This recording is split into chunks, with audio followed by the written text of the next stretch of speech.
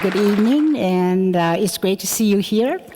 My name is Nancy Chen Baldwin, and I am the president of the Unitarian Universalist congregation at Shelter Rock.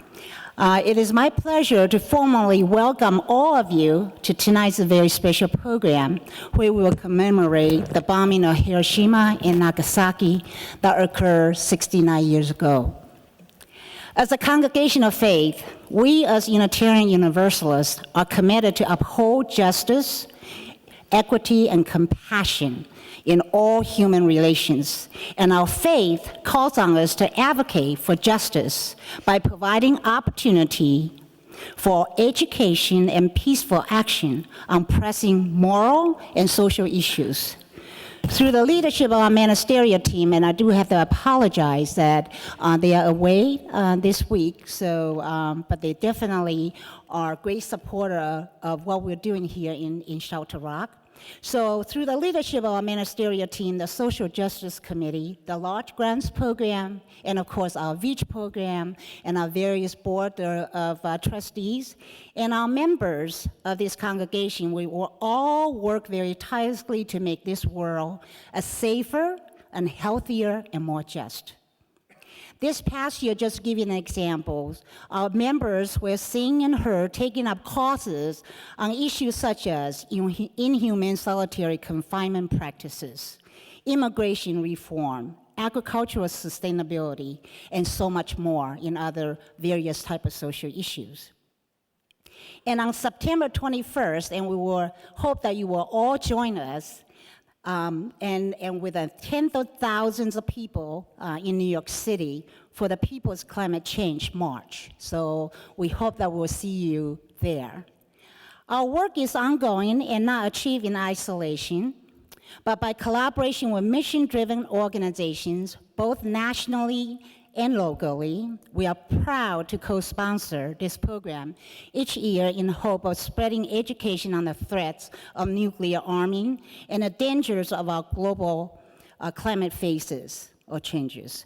We hope this program kindle a spark in each one of us to take collective, peaceful action against these threats. So I would like to thank Social Justice Committee. I believe that our chair of the committee, Mary Lardner, you are in the audience. Please stand up if you can so we can recognize you. And our Social Justice Coordinator, Claire DeLoche, back there, please. And the Long Island's Alliance for Peaceful Alternative and the Great Neck Saint Peace Action for all their hard work in coordinating this very important annual event. So without further ado, I'd like to welcome our very celebrated actress and our local activist, Shirley Homing. Please. Good. Well, I want to thank you, Ms. Baldwin, and thank you to the Social Justice Committee of the Unitarian Universalist congregation for hosting us for this event, as they have for many years. And I want to thank them also as one of our co-sponsors, and the other, which is the Long Island Alliance for Peaceful Alternatives. Good evening, everyone. I'm Shirley Romaine for Great Neck Saint Peace Action, welcoming you to our annual Hiroshima commemoration. Our meeting tonight marks the 69th anniversary of the atom bombing of Hiroshima and a few days later of Nagasaki. The theme for tonight's program couldn't be more timely. We're calling for the abolition of nuclear weapons, climate change, and war. We see these three issues as the major threats to our future. It is really a call for sanity, security, and survival. It is also a call to conscience. We mark this occasion every year to remind ourselves and our communities and our elected officials that the bombings of Hiroshima and Nagasaki marked a critical turning point for the human species and for life on Earth.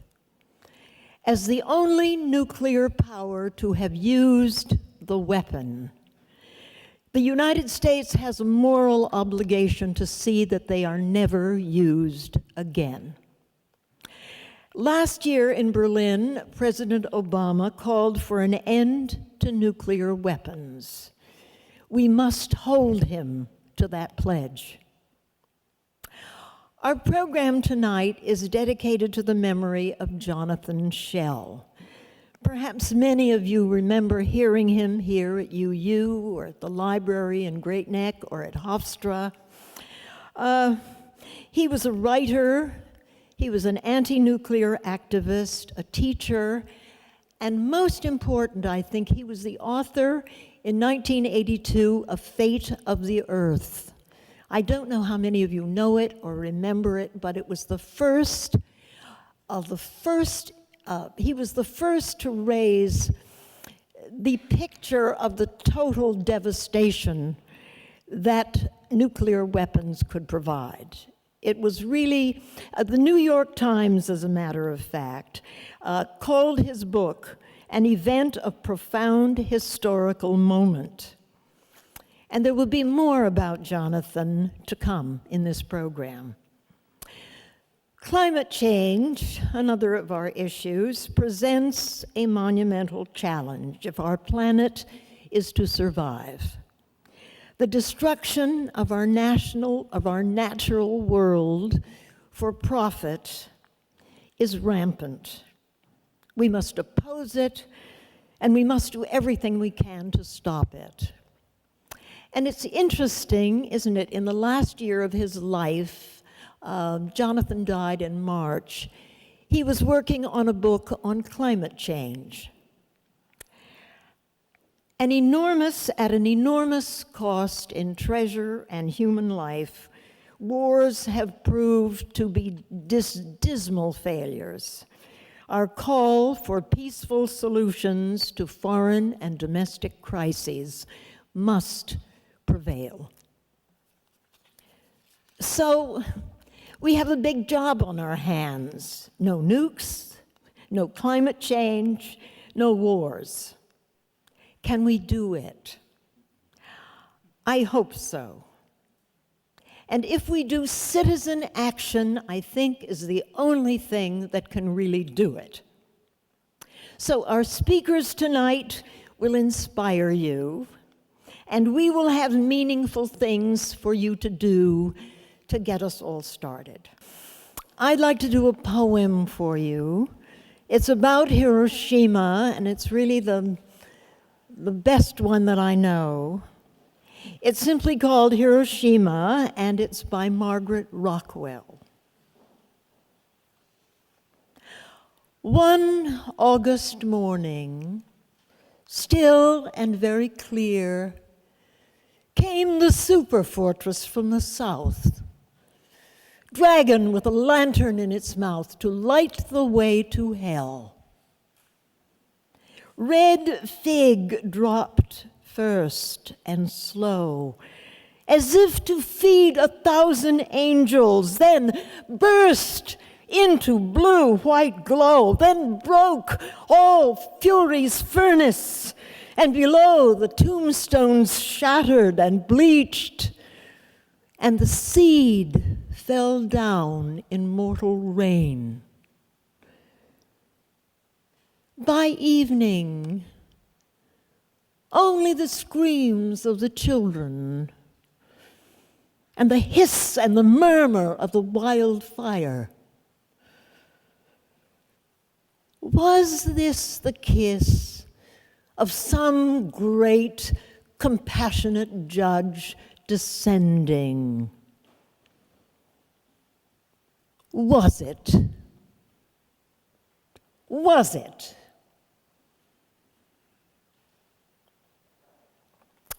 And that is the poem.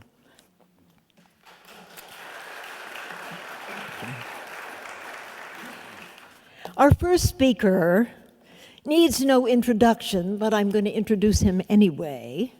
Michael DiNocenzo is a professor of history, and he is the Harry Wachtell Distinguished Teaching Professor for the study of nonviolent social change at Hofstra.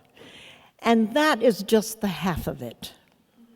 As a thinker, teacher, intellectual, hands-on social activist, he has reached the hearts and minds of hundreds of students and his peers, and he shows no sign of slowing down. So, Mike, you're up.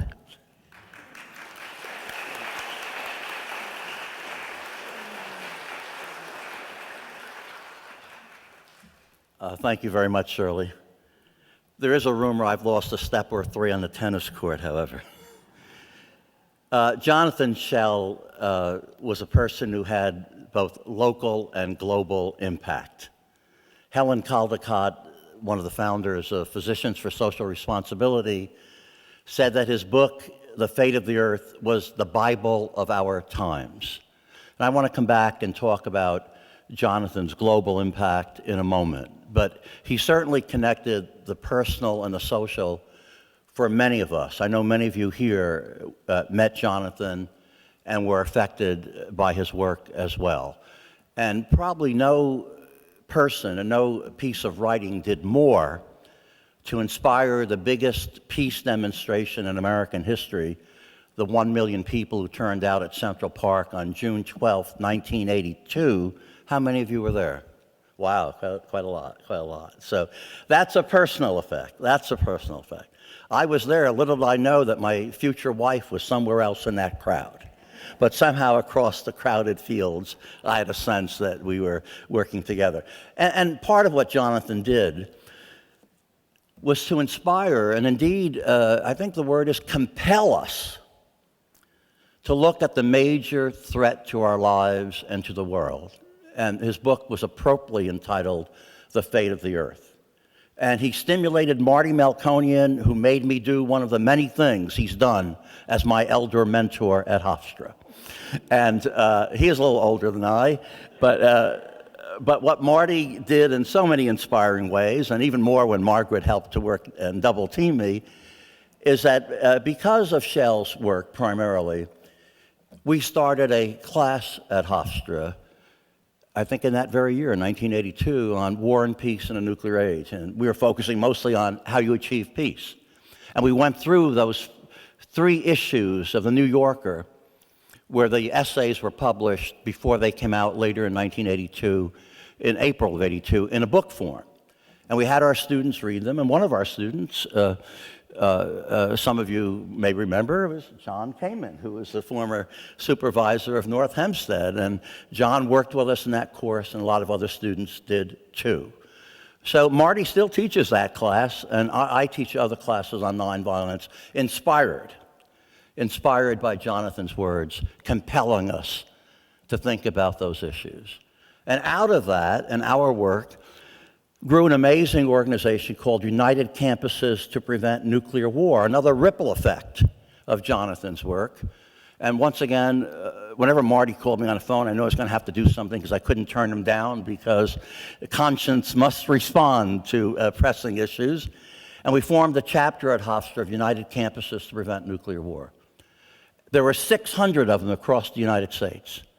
Another ripple effect from Jonathan's impact. And I think Marty could get a lobbyist eventually, because he got me designated the national chairperson of United Campuses to Prevent Nuclear War.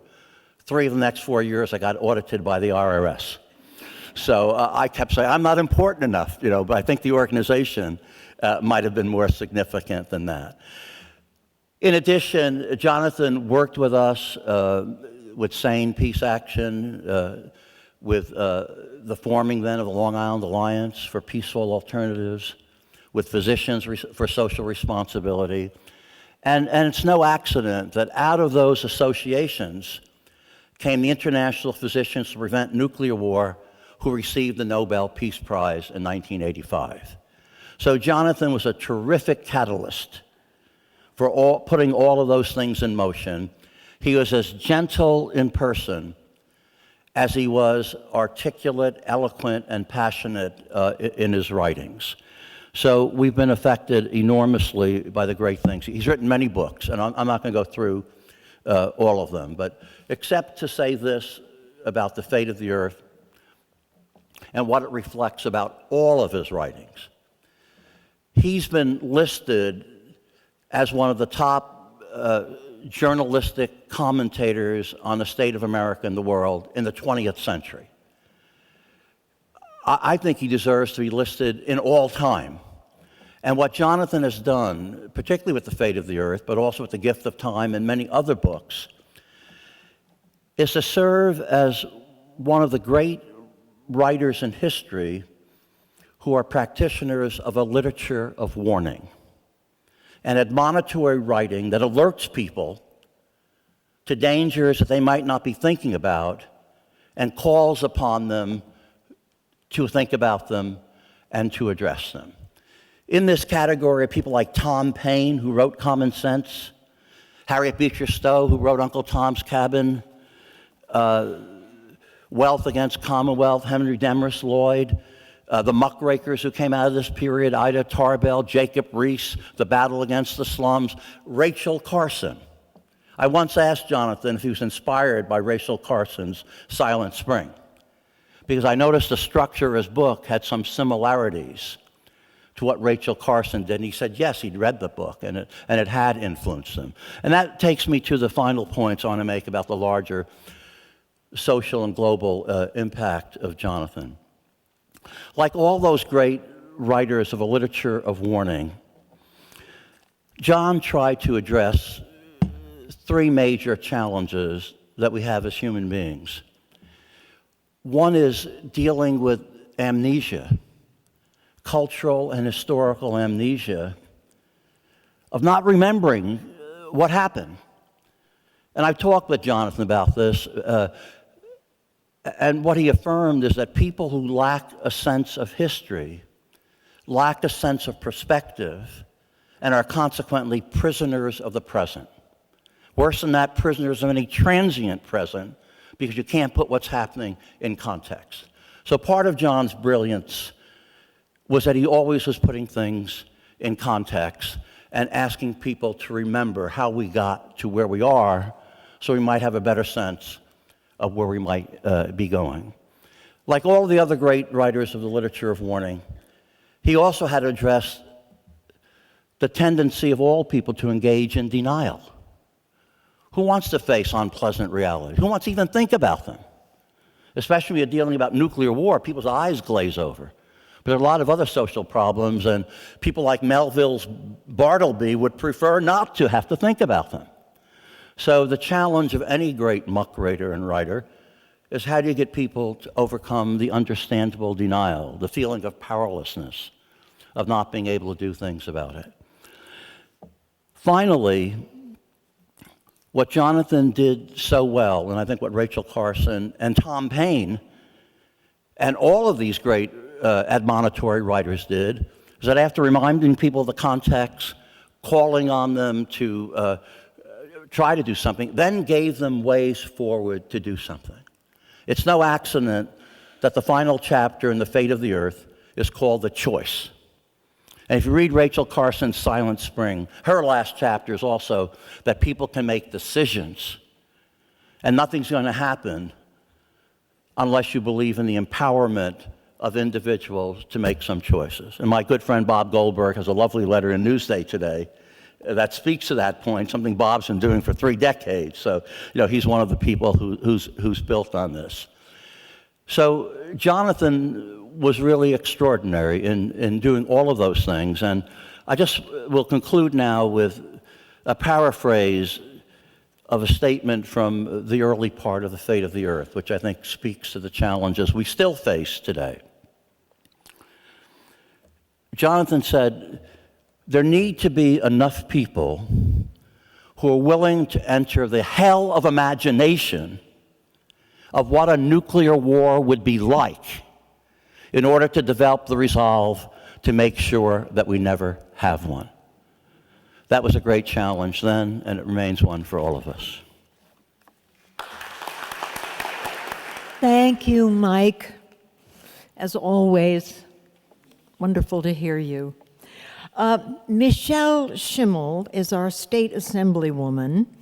She is a gem. If all our elected officials, if all of our elected officials had her smarts and her dedication and her courage and her communication skills, we would be in great shape. On guns, on the environment, on veterans issues, on women's issues, on peace, and more, she is there, front and center. And she's participated in our Hiroshima commemoration programs for many years, and we are really each year thrilled to have her participation. So it's with great pleasure that I introduce Michelle Schimmel. Good evening, everyone, and I'd first like to acknowledge my colleague in government, Ellen Birnbaum, our county legislator, who's here. I just wonder if you will indulge me just for a moment to have a moment of remembrance, if you will, for Jim Brady. I knew Jim. I knew his wife, Sarah. We used to share stains together when we ate together. Sarah and I would sit there and go, "What's that on your shirt?" because we both like to eat, and Jim did too. And this is a man who was a personal hero for me, and he was able to turn, as so many have in gun violence, their personal tragedy into a public policy triumph. And with the Brady Act, that he and his wife really, without them, it could not happen. He has saved, I am convinced, thousands of American lives. So I'd like a moment of remembrance for Jim Brady. Thank you. So I'm sitting at my desk in the Great Neck District Office, and I receive a message on my mobile device. The Long Island Railroad strike is averted. No strike. Woohoo! I yelled. I literally yelled in my office, woohoo!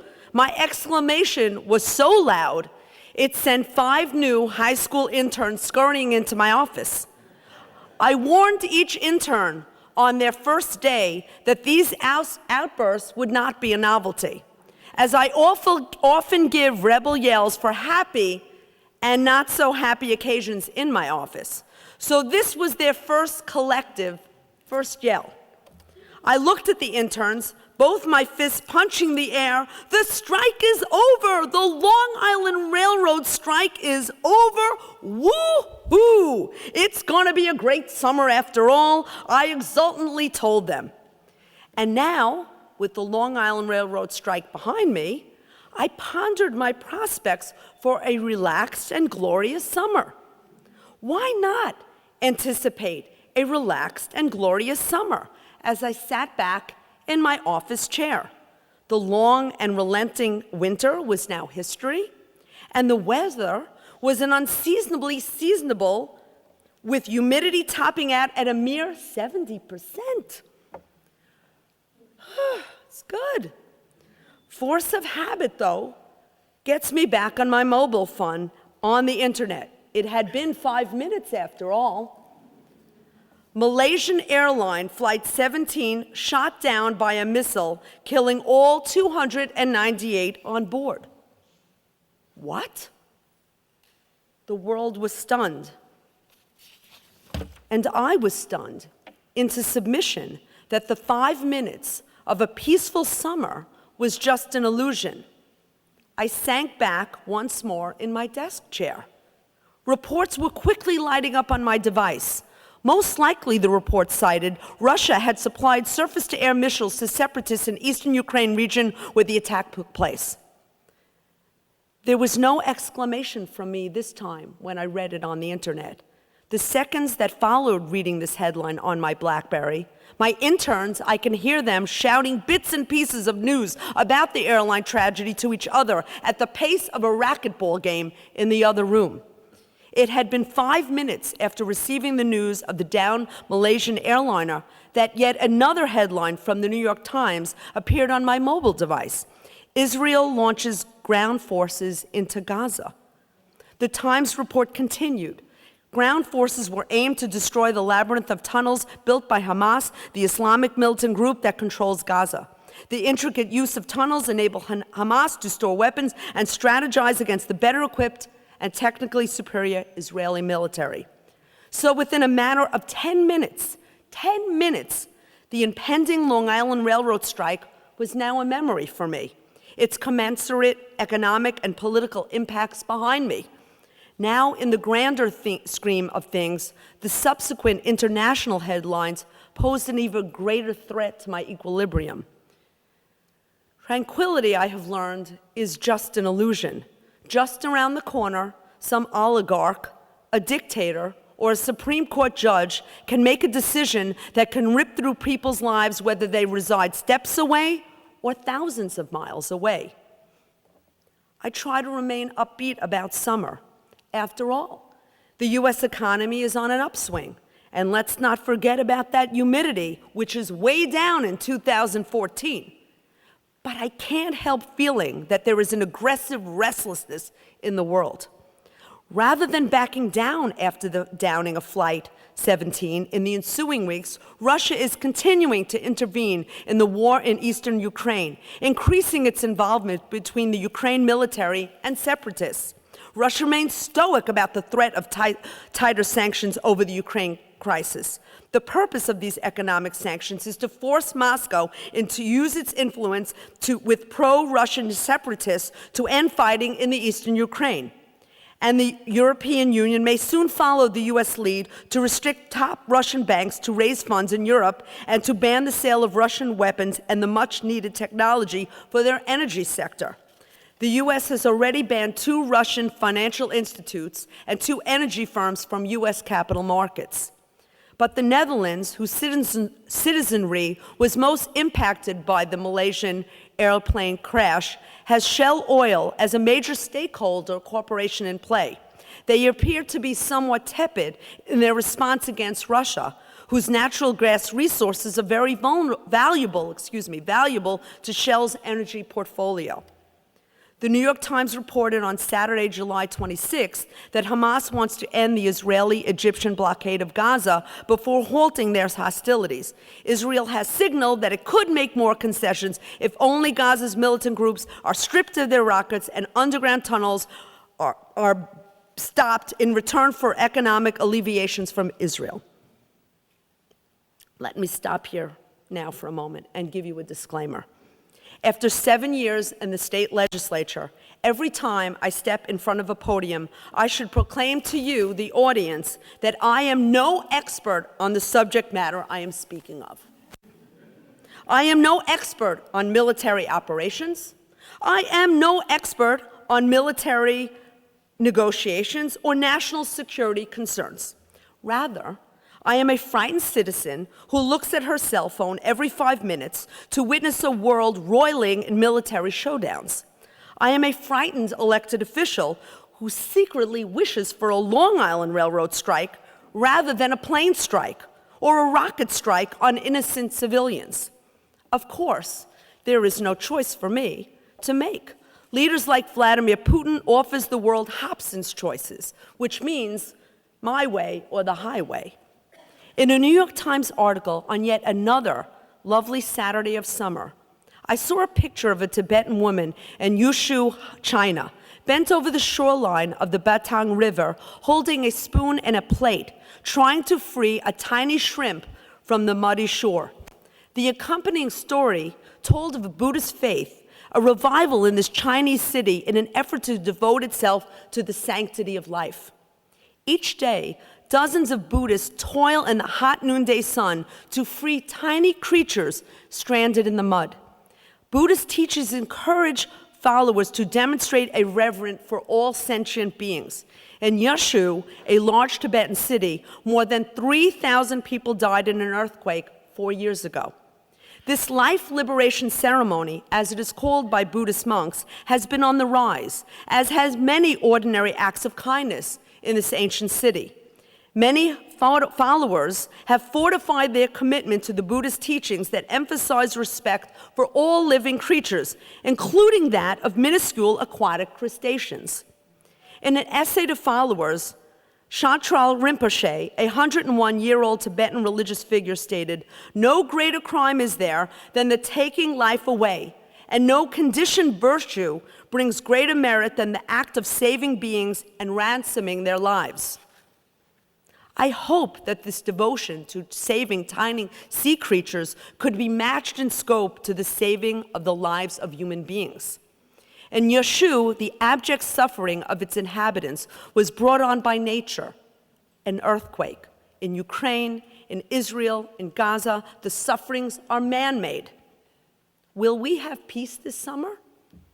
Buddhists in Yushu, hunched over the rocky banks, hope to bring salvation to the tiny river shrimp and express overarching respect for all living creatures. Who will bring salvation to those at war in Ukraine, to the families in the Netherlands who lost their loved ones on Flight 17, and to the frightened citizens of both Israel and Gaza? I ask you because, like I say before, I'm no expert.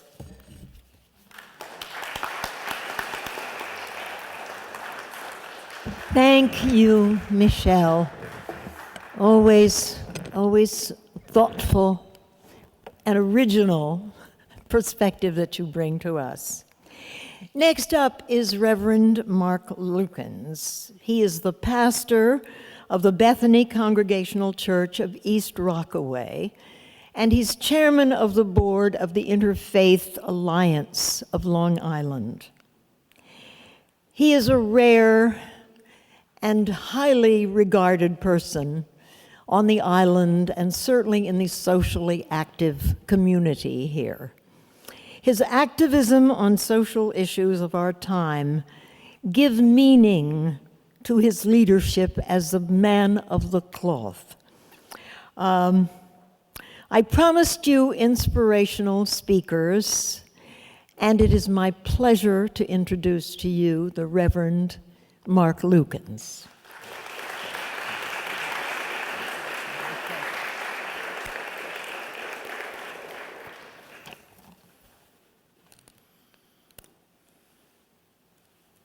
Ah, there you are.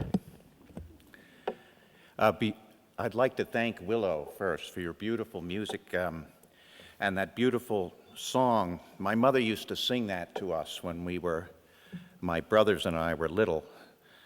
Kind of shows you the kind of twisted childhood I had. I mean, other kids got Rockabye Baby. I got For I Am Dead, For I Am Dead. But she had a beautiful voice. And I'm very, very happy to be here with you this evening, very honored. I think that gatherings like this, especially on days like this, are very, very important. I'm glad I'd missed a couple of these, and I'm glad that I was able to make it this evening. Because these kinds of gatherings represent our willingness and the courage to look fearlessly and critically at ourselves and at our own history, at our cherished myths, our sacred cows, so to speak. And because it's only that kind of willingness, that kind of courage, that allows us to have hope that maybe we can change the future, that we someday may break the cycle of violence that is too much a part of our shared history as human beings. World War II is often referred to as the Good War, and for good reason. It was fought to free the world from the genocidal grip of fascism, imperialism, and militarism. And our nation, along with most of the world, united in as honorable a cause as there could possibly be. And yet, in its final days, in order to bring an end to that bloodiest of all wars and to defeat once and for all an enemy that threatened the very foundation of human civilization, the United States on this day in 1945 dropped an atomic bomb on the city of Hiroshima. And just a few days later, a second one on the open city of Nagasaki. And in the blink of an eye, in the effort to defeat a terrible, terrible foe, we committed an instant genocide of our own, taking the lives of hundreds of thousands of men, women, and children, civilians as well as soldiers, and in so doing, in the service of the loftiest of causes, unleashed into the arc of human history a Pandora's box of utter and complete annihilation, gave birth to the nihilistic madness of mutually assured destruction, and forever altered the ecology of our planet, even as we, the United States of America, legitimized the use of weapons of mass destruction against civilian populations and hung a nuclear sword of Damocles over the head of the entire human race. A threat to the very existence of life on this planet that we deal with right until this day. And we can argue back and forth forever about the morality of that decision and all the reasons why, and good men and women stand on both sides of that debate. But there can be no doubt about its legacy, which, like the fallout from a nuclear event, remains with us, polluting the air we breathe, the water that we drink, poisoning the atmosphere of our planet, and in a moral legacy of total war that has become accepted, if not a legitimate means of waging conflicts between nations and peoples ever since. and creating a blueprint for a pattern of atrocities against civilian populations that we see repeated over and over and over again, from Bosnia to Afghanistan to Syria to Gaza. And in the race to obtain weapons of mass destruction, in the futile attempts to keep those weapons out of the hands of rogue regimes, in the warming of our planet, and perhaps worst of all, in the erosion of the bonds of our shared humanity, as the possibility of annihilating those who stand in the way of our national or our religious aspirations or our imperial desires or even our political whims has gone from absolutely unthinkable to the realizable, even for the very same nations that went to war precisely to end that kind of madness. And that, my friends, is why events like this one tonight are so important. Why it matters so very much that we have gathered here tonight. Because we won't put this genie back in the bottle ultimately through sanctions or threats of military force or by any of those strategies that will, like the bombing of Hiroshima and Nagasaki, themselves make us the image of that which we hate. We won't alter the arc of human history by self-justifying or by whitewashing the sins of the past, however well-intentioned they may indeed have been. Because change, if it is to be, can only come by altering the paradigm, by standing up as we are this evening to mourn and remember together those whose lives were taken, and not as the inevitable casualties of a justified war, but for who they really were. Women and men and children, just like ours. People with hopes and aspirations towards lives shared with those whom they loved. As human beings created in the image of God, their lives uniquely valuable, uniquely precious, and worthy of our concern. And by going forth to bring that message out into the world, to recognize and to assert that no matter how necessary or how worthy we think the cause might be, that there is no such thing as a good war. Because every war is about the death of the innocent, the devastation of that which can never be replaced. Every war destroys our planet. Every war steals a bit of our future, and just as importantly, takes from us a piece of our collective soul. And my friends, as our planet becomes smaller and hotter, and so many of our people more desperate, we have no more pieces left to give. And so we can't hide behind our arsenals any longer as the suffering and the destitute and the desperate pound at our gates. We have to demand for ourselves as well as for them an end to these weapons of mass destruction, not just in Iran or North Korea, but right here at home as well. And we have to find a way to make peace. With our enemies, of course, but also with our own fears, our own history, with ourselves. We have to, for our children, for our grandchildren, for those who have yet to be, we have to make peace, or indeed, we will cease to be. And not just some of us, all of us, because no less than the very survival of all of us is at stake. Thank you, and God bless. Thank you. Thank you, Mark. Next, we're going to be hearing from Margaret Melkonian.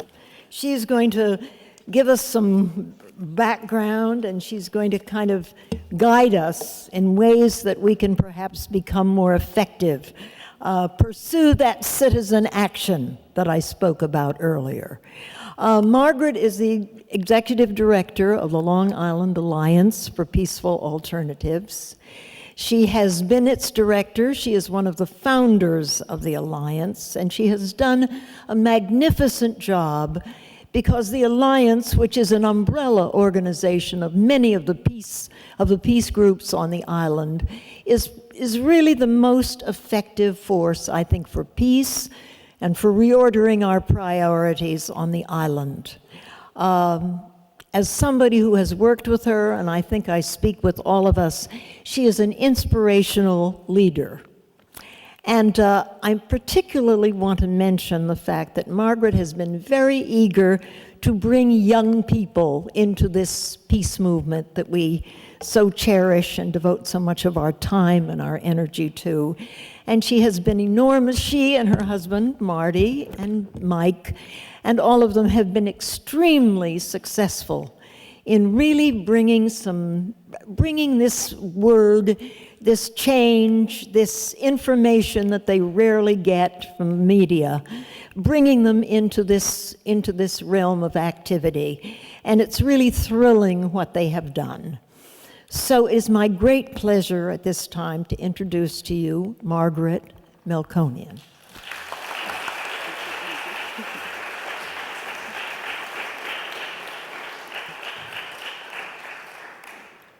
I think we need to really listen to our young people that are organizing around divestment in fossil fuels, working on global climate change, working on eliminating nuclear weapons. And as elders, we can talk to them, but I think we need to listen to their hopes and dreams and to follow the example of where they're planning to take us into the future. It's been a terrible several weeks. It's been a terrible several months for many people living in lots of places around the world. We kind of can't handle the news. It's depressing. But for people on the ground, they're suffering and they're losing their children. And we need to put ourselves in that place as we continue to commit and recommit ourselves to the work for a world without war and violence. So tonight is a call to conscience, it's a call to action, and I'm the kind of cleanup batter usually on this program, so it's always a tough act to follow all those wonderful speakers we've had tonight. But today is the anniversary of the bombing of the Hiroshima, the atomic bomb, the first 2 bombs that have ever been used. And tonight, along with millions of people in countries around the world, we gather to remember those horrific bombings, to mourn the victims of that war, of those bombings, and the wars that have followed. And we come together tonight to find comfort and strength in being together and to being part of a peace community. And we come here tonight in the midst of war and violence in Gaza, in Iraq, in Syria, in Afghanistan, in the Ukraine, where people are dying, where children are dying, and in other places around the world, they're dying. We come here tonight for a moment, something they cannot do, to pause for peace and to renew our commitment to the work for a world without war, to a world without militarism and poverty, to a world where children can be safe and people can live in dignity. Jonathan Schell in The Fate of the Earth said that we have, and he said this in 1982, we have thus far failed to fashion or discover within ourselves an emotional, an intellectual, or political, I would even say religious response to the nuclear threat. As Mike so eloquently said, we're just forgetting about it, or we're denying it, or we're sort of paralyzed in the face of it all.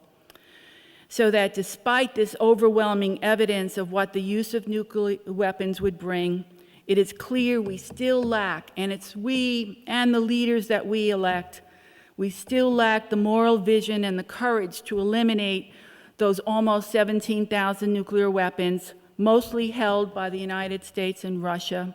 2 countries that need to work together if we're going to work for the end, to deal with global climate change, if we're going to solve problems in the Middle East, if we're going to solve problems in Syria, we're going to solve the problems of the future, we need to work together.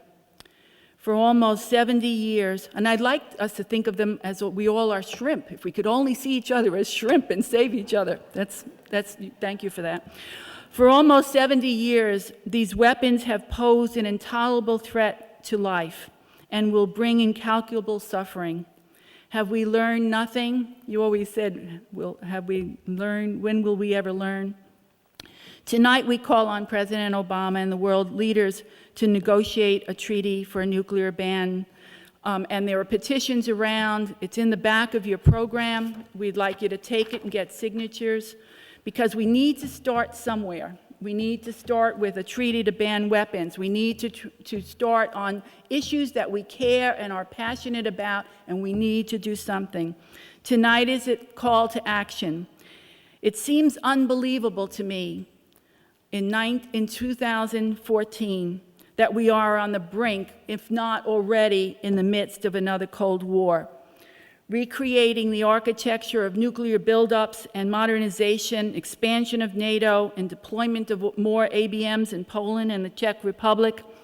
And although, if truth be told, those structures of militarism were never dismantled.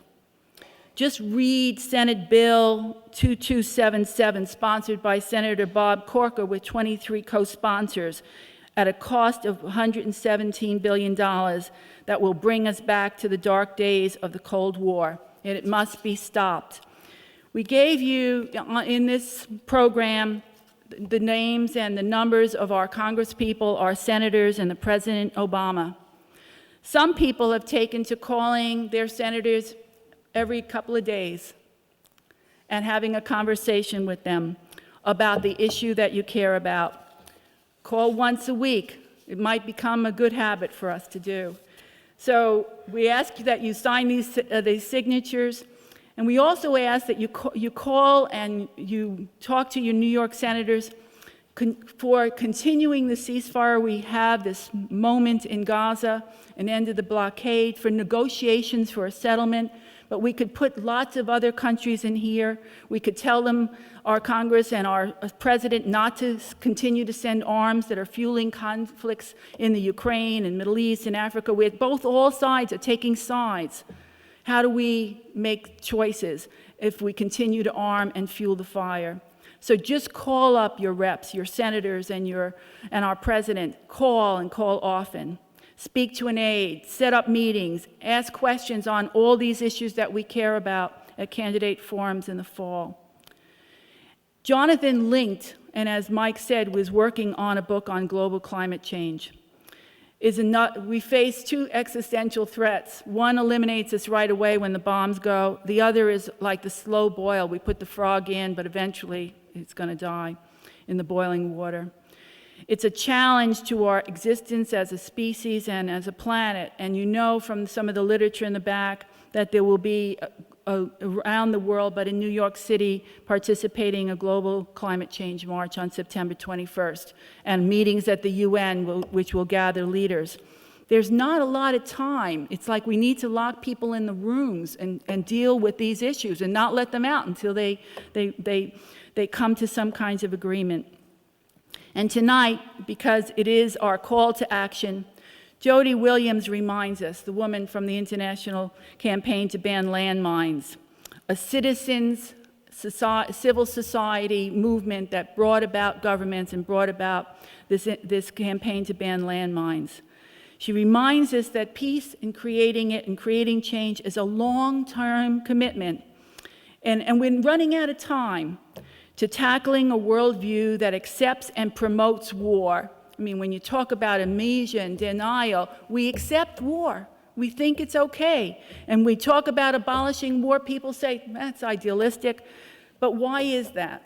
Because of the weapons manufacturers, because there's big profits and there's big money and there's power. And no one, as we know from Mike, our historian, no one concedes power, makes concessions without demands, and the demands have to come from people who want to live in a peaceful planet and who want our children to be safe and to grow up. Not just our children, everybody's children.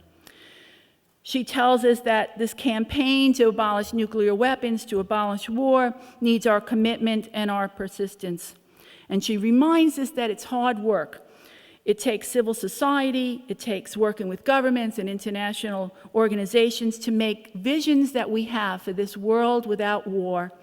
It requires all of us, hard work.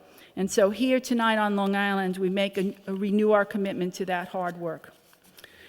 I want to thank you all for being here. I know Shirley's going to make some thank yous, but I want to thank particularly Shirley Romaine, our tireless role model, because she won't thank herself, for persistence and her energy and her commitment.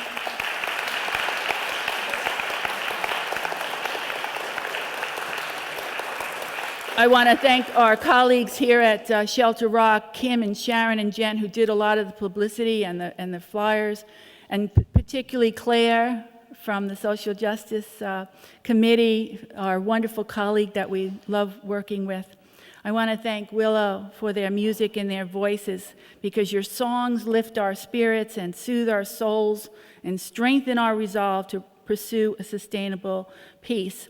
And I want to thank also, in memory, Jonathan Schell for all he has inspired in us and all that he shared with us.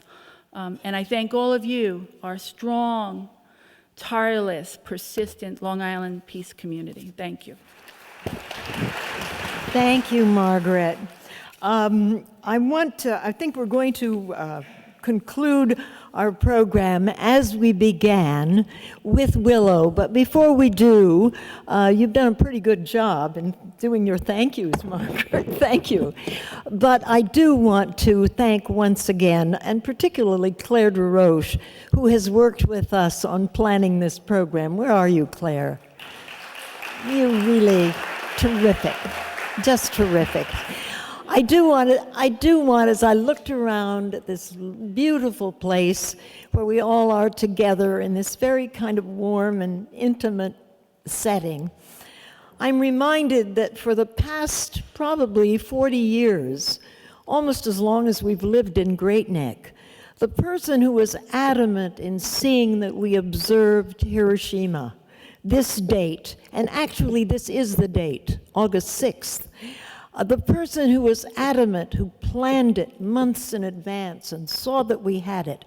And we used to do it out of doors, rain or shine, and it was the rain that really drove us indoors because it always threatened. They say it's going to rain tonight, we'll see.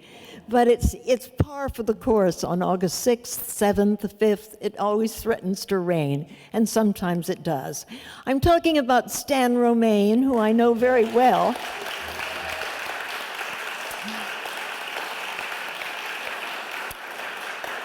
And so thank you, Stan. I always, you're always here. And I do want to remind you, if you haven't signed up if we should have your name and your email so that we can keep you in the loop, and when there are things that need to be done, we can get the message out to you and you can do it. There's a really very good feeling. I think it must be in my DNA, but when I do it, it really does make me feel better. And I think it'll do the same for you. That's not the purpose, but it's really doing something. We complain and we're upset and we get depressed. And I think maybe the best antidote is to really do something specific about it. And I do want to mention, okay, that's good. It's true. I do want to mention this object to my left and to your right. This is a peace pole. And there are many of them throughout the world, and there is one at Hiroshima. There is one at the United Nations, and there is one here at the Unitarian Universalist congregation at Shelter Rock. When you come in, if you look to your right, you will see the peace pole. And what it says in wherever it is, in 4 languages, let peace prevail on earth. Hear, hear. What can I say about that? And I want to thank all of you for coming. This is really a very important event, as each of our speakers have told you. I mean, if we are to achieve the things that I mentioned earlier in my opening remarks, if we are to have sanity and security and to have a future in view, to have something that we can really look forward to, we have to actively participate in it. So I thank you all for coming. And I have to tell you that following this meeting, we will have a reception in the gallery, and our speakers will be there. If you have questions, comments, anything, that will be the time. And now, again, to lift our spirits, we're going to hear from Willow.